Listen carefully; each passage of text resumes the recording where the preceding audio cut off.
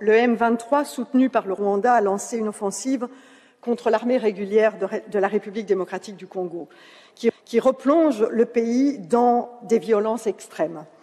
Alors ces violences et l'instabilité dans la région, vous le savez, ne datent pas d'aujourd'hui et trouvent leur source essentiellement dans la question des ressources du sous-sol de cette région.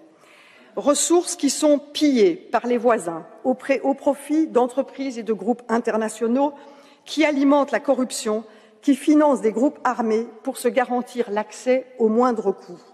Alors nous devons absolument plaider pour une solution régionale, à court terme et à moyen terme. Bien entendu, à court terme, la question humanitaire doit être prise en compte pour les personnes déplacées. Mais si nous ne faisons que du court terme, nous serons toujours à nouveau dans le même cycle de violence. Et donc, une résolution régionale du conflit est importante. Nous devons lutter contre la corruption et mettre des sanctions sur des personnes, des entreprises telles que M. Dan Gertler, qui est un opérateur excessivement puissant aujourd'hui en RDC, sanctionné par les Américains et pourtant qui trouve refuge en Europe pour cacher son argent.